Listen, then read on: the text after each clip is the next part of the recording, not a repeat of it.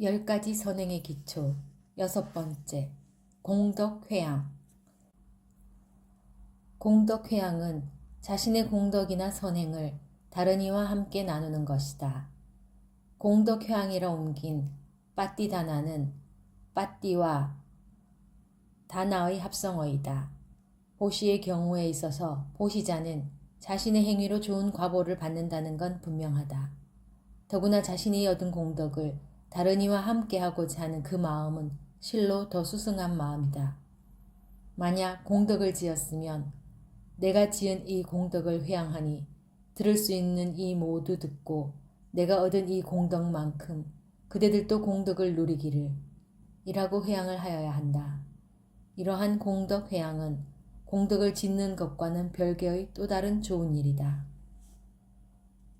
어떤 보시자는 말로만 나의 공덕을 함께 나눕니다 라고 건성으로 한다. 이처럼 진심을 담지 않은 형식적 회양은 여기서 말하는 공덕 회양이 아니다. 한때 어떤 사람이 아들의 출가를 기념하여 돈을 빌려서 성대한 잔치를 열었다. 미얀마에서는 대부분의 남자들이 일생에 한 번 출가한다. 출가하면 경축 행사를 한다.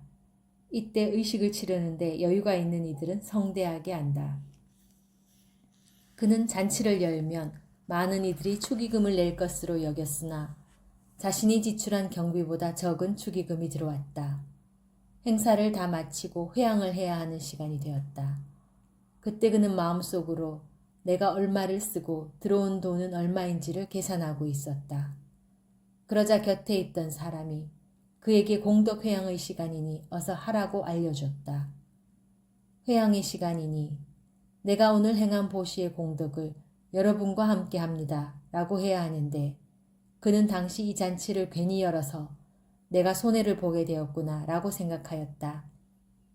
그래서 그는 큰 소리로 나는 완전히 망했다 라고 외치게 되었다. 공덕 회양은 공덕을 회양합니다 라는 말이 중요한 것이 아니다. 진정한 의도를 가지고 자신의 공덕을 다른 이와 함께 하겠다는 선한 의도를 지녀야 한다. 잔치를 연 그 사람은 많은 이들에게 음식을 나누고 출가 공덕을 함께 나누려는 게 아니라 잔치를 열어 이익을 보겠다는 심산이었다.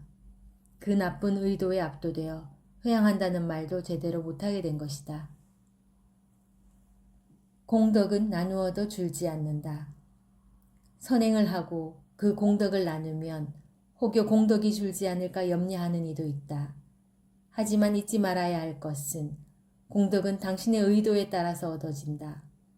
당신이 진실하고 선한 의도로 보시를 하면 선행이 된다. 선행을 하면 그것은 공덕을 지은 것이다. 더 나아가 성취한 공덕을 다른 이와 함께 나눈다면 관대함의 공덕은 더 추가된다. 공덕을 회양하면 그 공덕이 준다는 것은 아무런 근거가 없다. 공덕을 나누는 것은 촛불 하나로 다른 초에 불을 붙이는 것과 같다. 처음 초에는 물론 성냥등을 이용해서 불을 붙인다. 하지만 그 첫 번째 초는 다른 여러 초에 불을 옮겨 붙일 수 있다. 첫 번째 초를 가지고 아무리 많은 초에 불을 옮겨 붙여도 그 불빛이 줄어들지 않는다. 오히려 옮겨 붙인 초를 다 모아 놓으면 그 밝기는 훨씬 빛날 것이다. 계를 잘 지니거나 수행을 실천한 선업공덕도 나눈다면 그 역시 공덕 회양이 된다. 7번째, 공덕 회양의 기뻐함. 보시자가 자신의 공덕을 회양할 때 같이 기뻐해 주는 것이 공덕 회양의 기뻐함이다. 어떤 이가 자신이 성취한 공덕을 회양할 때 당신은 그것을 진실로 기뻐하며 사두를 3번 말해야 한다. 사두는 그것이 잘 되었다라는 의미를 지닌다. 훌륭하다 혹은 좋다라는 의미를 지니기도 한다. 다른 이의 선행에 대해 기쁨을 지니는 것은 훌륭한 일이다. 그것은 사무량심의 하나인 같이 기뻐함의 특성을 지닌다. 하지만 진정한 공덕 회양의 기뻐함을 성취하는 것은 어렵다.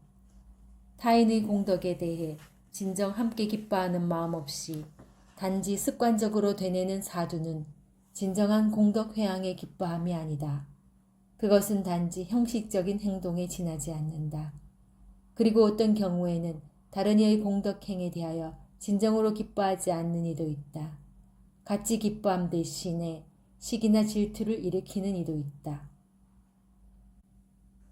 공덕회양의 기뻐함의 즉각적 이익. 많은 사람들이 돌아가신 분들을 기리며 자선이나 공양을 올리기도 한다. 만약 악처에 재생한 조상들이 그곳에서 기쁘게 공덕회양을 받게 되면 그들은 즉시 그 고통에서 벗어나게 된다. 악처에 재생한 조상에게 회양하면 공덕을 함께 나눈다고 하는데 엄격히 말하면 악처 가운데 악귀계에 재생한 조상들이 그 대상이다. 대림스님. 경전에 따르면 스님들께 공양을 올리고 조상들을 위해서 회양하며 사두라는 말을 하면 즉시 조상들은 굶주림에서 벗어나게 된다고 한다. 만약 옷이나 가사 등을 공양 올리고 사두를 부르며 회양하게 된다면 조상들은 헐벗지 않고 즉시 옷을 잘 차려입게 된다. 공양 올릴 때 가장 중요한 것은 그 보시를 받는 이가 공양 받을 만한 이어야 한다는 점이다. 어느 때 한 유족이 조상을 위해 행실이 좋지 않은 스님을 초청해서 공양을 올렸다. 공덕회양을 3번이나 하였어도 악귀로 태어난 조상은 회양의 이익을 받지 못했다. 그래서 조상인 그 악귀는 그의 친지들에게 그 사악한 스님이 나의 공덕회양의 몫을 훔쳐간다 라고 외쳤다. 그래서 친지들은 다시 덕 있는 스님을 초청해서 공양을 올렸다. 그러자 악귀로 태어난 조상은 자신의 공덕회양 몫을 받고 악처에서 벗어나게 되었다. 다키나 위반가 숫다의 주석서를 참고하라. 이 경은 맞지마 니까야 142번째 보시의 분석경이다. 보시의 대상에 따른 공덕을 다루고 있는 경이다. 대림스님. 위의 예에서 우리는 교훈을 얻을 수 있다. 우리가 먼저 간 친구나 친지를 위해 자선을 할 때 우리는 먼저 자신의 고뇌와 슬픔을 떨쳐버려야 한다. 그런 다음 스님들에게 음식, 가사, 우산, 신발, 거주처 등을 올려야 한다. 조상을 위해 절을 지어 보시하게 되면 조상은 거주처를 얻게 된다. 공양을 올릴 때 우리는 계율을 청정하게 잘 지니는 스님을 초청해서 올리거나 출가자 전체를 대상으로 하는 승단보시를 행해야 한다. 승단보시는 앞서 보았듯이 한 개인의 스님에게 공양을 올리더라도 마음속으로 전체 승단을 생각하며 승단 전체에 이 공양을 올립니다 라고 생각하며 올리는 것을 말한다. 이러한 보시를 행하기 이전에 우리는 먼저 조상님들을 공덕 회양을 하는 곳으로 초청하여야 한다. 우리가 조상을 떠올리며 공양을 올리고 회양하면 그 조상들은 그곳에 참석할 수 있는 이라면 그곳에 올 수 있다. 경전에서는 악귀계에 떨어진 조상들은 그곳에 참석하여 그 공덕 회양의 이익을 누릴 수 있다고 한다. 그렇게 조상을 초청하고 뚜렷하고 큰 소리로 조상의 이름을 부르며 그 공덕을 회양하여야 한다. 오늘날의 회양의식. 오늘날 대부분 사람은 그들 가족과의 사별 이후 조상을 기리기 위한 행사에 덕망 높은 스님을 모시는 것을 중요하게 생각하지 않는다. 또한 사별로 인한 고뇌와 슬픔을 제거하려고도 하지 않는다. 단지 관례로 하는 일이니 하지 않으면 다른 이들에게 비난을 받을까 두려워 형식적 의례를 치른다. 장례의식에 스님을 초청해 형식적으로 공양 올리거나 심지어 돈을 주기도 한다. 남방 상좌부 불교에서는 원래 스님들이 직접 돈을 받지 못한다. 장례의식에 스님을 초청해서 돈을 드리는 것은 율법상 바르지 않다. 이러한 것들은 그들의 진심에서 우러나온 것이 아니고 다른 이에게 보여주기식의 형식적 행사에 그친다.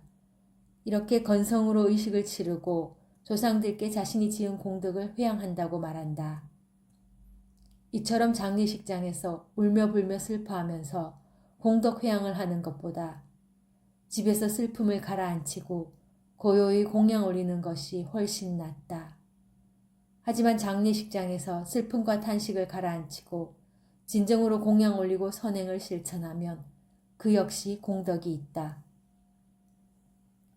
이 부분과 관련하여 더 상세히 알고 싶은 독자들은 부처님 가르침의 미래를 참조하기 바란다. 공덕 회양의 수혜자는 누구일까? 공덕을 회양하면 그 주변에 모인 아기로 태어난 조상들이 그 이익을 받는다. 만약 조상들이 다른 인간이나 동물로 태어났다면 그 회양의 효력이 미치지 못한다. 또한 아기로 태어났다고 하여도 그 회양 장소에서 먼 외딴 숲에 머무는 조상이라면 그 공덕 회양의 이익을 받지 못한다. 하지만 조상들 가운데 그 누구라도 아기로 태어난 이가 그곳에 참석하고 있다면 그 조상은 그 회양의 이익을 누리고 좋은 세계에 재생할 수 있다. 만약 돌아가신 부모님을 기리며 선행을 하고 그 선행 공덕을 회양하였다고 하자. 그 부모가 다른 사람 혹은 축생계에 태어났다면 그 회양은 그들에게 미치지 못한다. 부모가 아기계에 재생하였을 때에만 공덕이 미친다. 하지만 우리들의 앞선 조상은 부모님만이 아니다. 수많은 조상 가운데에는 아기계에 재생한 나의 조상들이 있을 수 있다. 그러므로 내가 조상들을 위해 공덕 회양을 하면 조상 가운데 아기계에 재생한 나의 조상들이 그 회양의 이익을 받게 된다. 그러므로 죽은 조상을 기리며 행하는 선행과 회양은 공덕이 되는 것이고 유족들은 그것을 꼭 실천해야 한다. 8번째, 청법. 청법은 부처님의 가르침을 듣는 것이다. 부처님 가르침을 들음에는 다음과 같은 5가지 이익이 있다. 첫째, 새로운 지식을 얻는다. 둘째, 이미 알고 있던 것도 더 분명히 안다. 셋째, 회의론과 의심을 해결한다. 넷째, 바른 믿음을 얻는다. 다섯째, 신심과 지혜의 개발을 통해 마음을 맑힌다.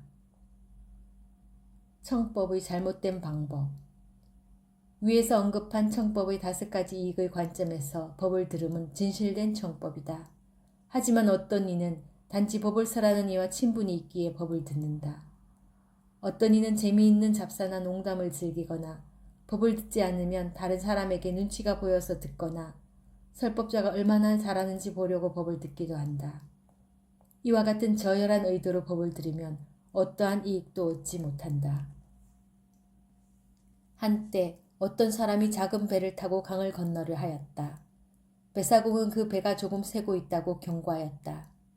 그 사람은 배 안에 있는 물이 새어서 강으로 흘러나간다고 생각했다. 그래서 별것 아니라고 여겼다. 잠시 시간이 흐르자 그는 자신이 앉아있는 의자에 물이 차서 바지가 젖고 있음을 알아챘다. 그는 놀라서 소리쳤다. 이 배는 새는 것이 아닙니다. 오히려 물이 들어차고 있습니다. 법을 듣는 주된 목적은 우리들이 불선한 생각이 빠져나가게 하는 데 있다. 우리는 불선한 생각들이 마음속으로 흘러들어오지 못하게 매우 주의를 기울여야 한다. 불선한 생각들이 우리 마음을 더럽히는 것을 배에 강물이 들어차는 것으로 비유하였다. 읽기의 이익. 오늘날 우리에게 지혜와 지식을 전해주는 많은 책이 있다. 불교 국가인 미얀마의 서점에는 불교 전문 서적이 수백 권이 된다. 이러한 책들을 여러분이 읽게 되면 법을 듣는 것과 같은 이익을 얻는다. 그러므로 불법에 관한 책을 읽는 것이 현 시대 다른 담화를 듣는 것보다 이익이 훨씬 크다. 당신이 책을 읽지 못한다면 다른 이에게 읽어달라고 해서 들으면 된다. 이렇게 하는 것도 역시 법을 듣는 것과 같다. 9번째, 설법. 설법은 부처님의 가르침을 널리 전하는 것이다. 법에 대한 공경심을 지니고 다른 이에게 진리를 전하겠다는 마음으로 설법하면 다른 어떤 보시보다 뛰어나다. 부처님께서도 모든 보시 가운데 법보시가 가장 뛰어나다라고 하셨다. 설법이 진정한 선행이 되려면 설법자는 설법의 대가나 선물을 바라지 말아야 한다. 설법에서 명예를 얻고자 하거나 암한심이 생겨나도 안 된다. 만약 설법자가 그러한 마음을 낸다면 물질적 획득에 대한 탐욕이 설법의 공덕을 줄이고 타락시킨다. 이러한 설법자는 수백만의 가치가 나가는 백단향을 상해버린 식초 한 주전자와 바꾸는 어리석은이라 할 수 있다. 어리석은이가 수백만의 가치가 있는 백단향을 상한 식초와 바꾸듯이 비천한 설법자는 최고로 귀한 법을 얼마 안 되는 물질의 획득을 위해서 설한다. 설법의 공덕은 무량하다. 공경스럽게 단지 진리의 가르침을 전하고자 설법한다면 그 공덕은 실로 무량하다. 세속의 물질적 이익을 위해 설법을 하지 말라는 가르침이다. 설법자의 자격. 자격을 갖춘 설법자는 일반적 강연자가 아니다. 훌륭한 설법자라면 맑고 힘있는 음성을 지녀야 한다. 또한 그는 청법자가 분명하게 이해하도록 법을 잘 설하는 능력을 갖추어야 한다.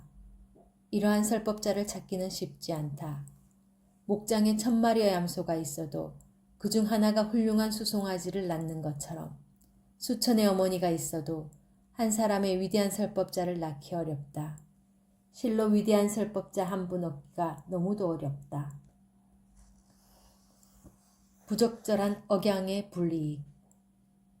법사들은 부처님 법을 암송할 때 자신들 이전 생에서의 높고 거룩한 선업을 숙고한 뒤 분명하고 단호한 목소리로 법을 설해야 한다.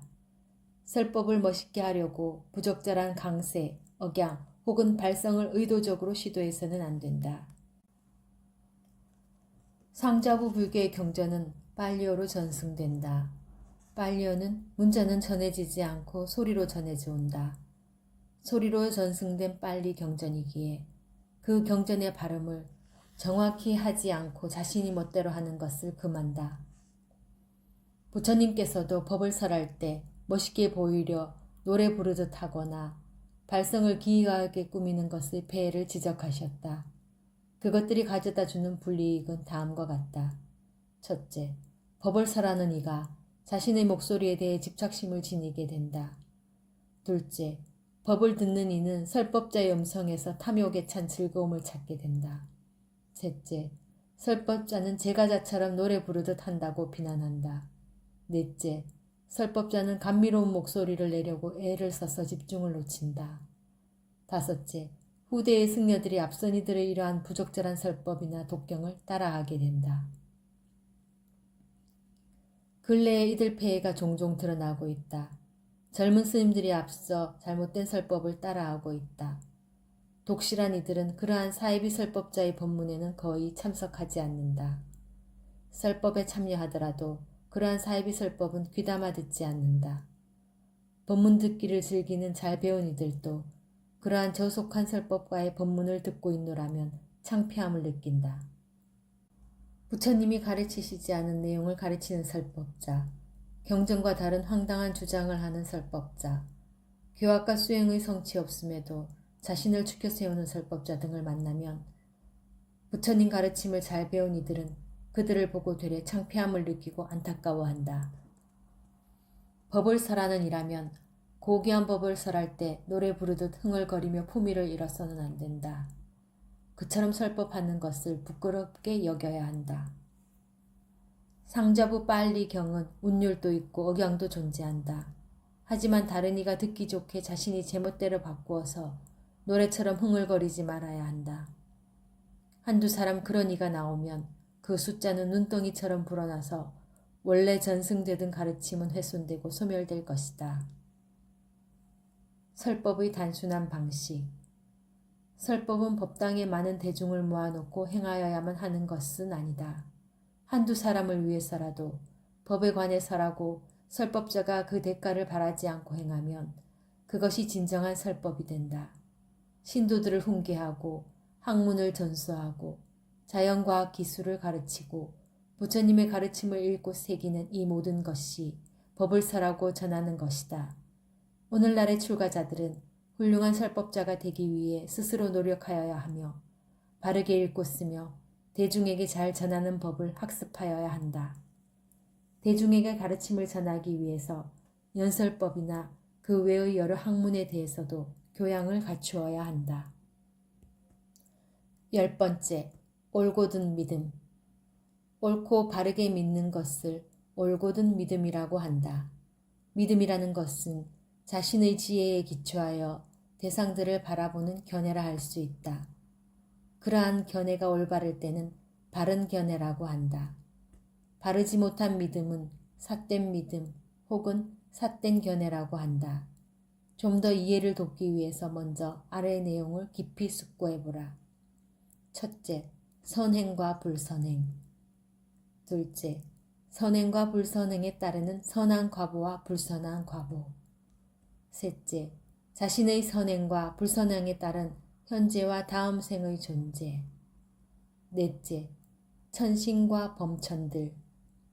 불교에서 신들은 창조의 신이 아니다.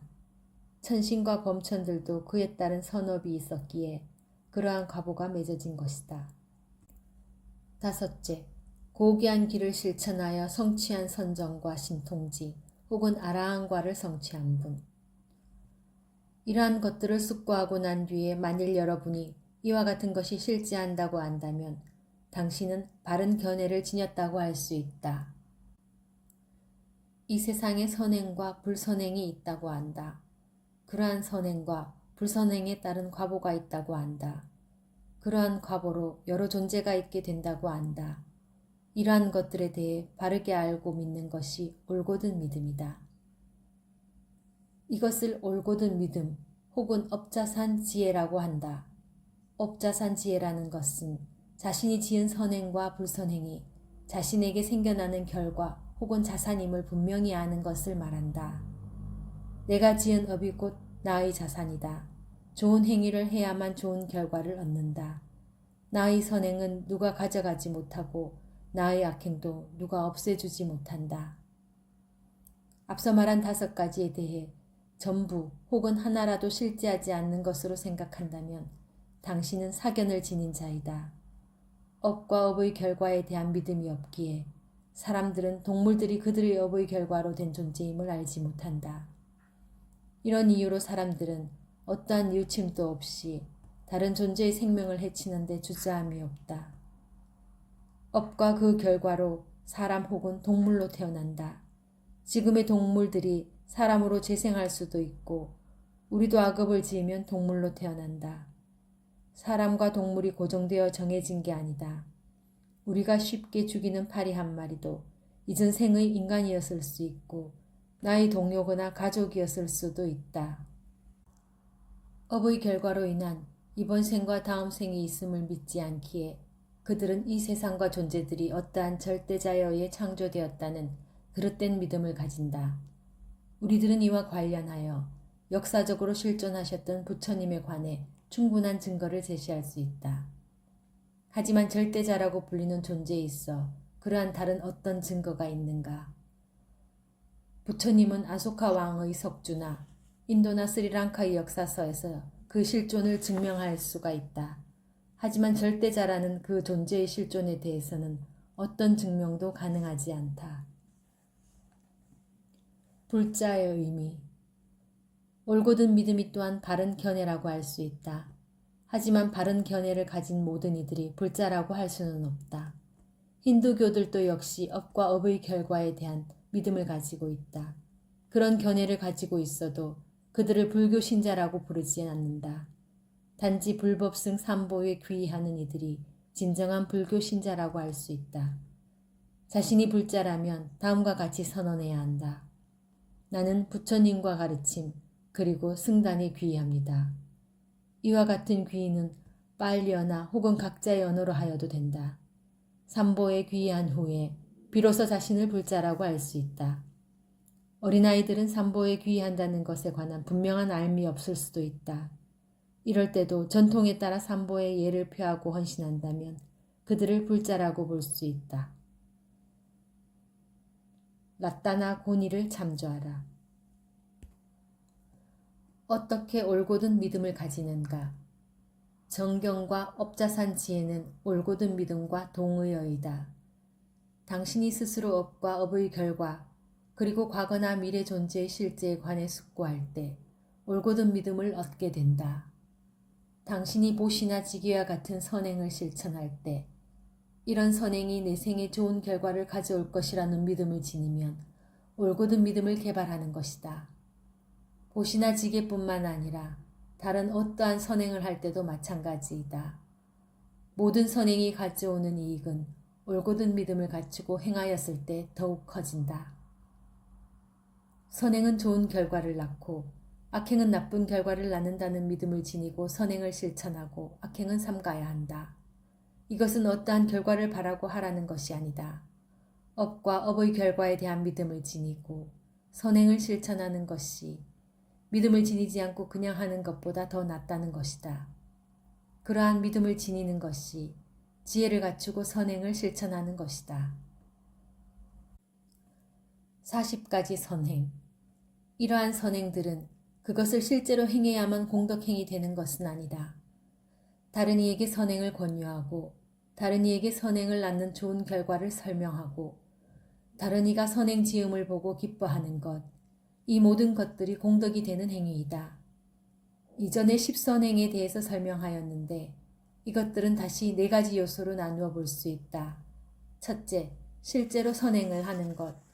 둘째, 다른 이에게 선행을 장려하는 것. 셋째, 선행의 공덕과 결과에 관해 설명하는 것. 넷째, 다른 이의 선행에 기뻐하는 것. 이처럼 10선행을 4가지 요소로 나누어 보면 그것들은 모두 40가지 선행이 된다. 결론. 이번 장에서는 선한 마음과 선한 의도로 행한 10선행에 대해 상세하게 설명하였다. 선행에는 공덕이 따른다.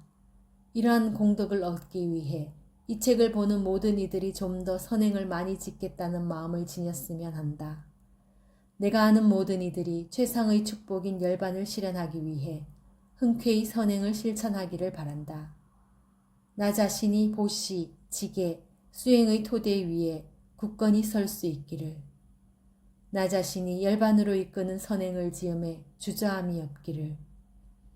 나 자신이 불제자의 마지막 목표인 열반의 실현을 위해 5가지 힘이라 불리는 믿음, 정진, 집중, 삿디, 지혜를 잘 개발하기를.